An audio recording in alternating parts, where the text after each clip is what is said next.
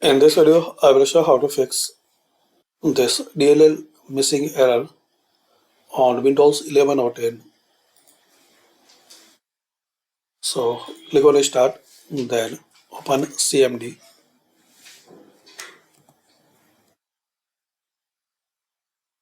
Run as administrator. Now copy and paste this command line I will give in description.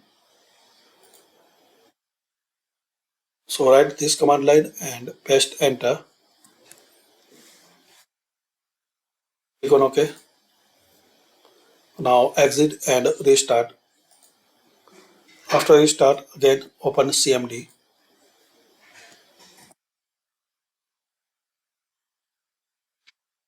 Run as administrator.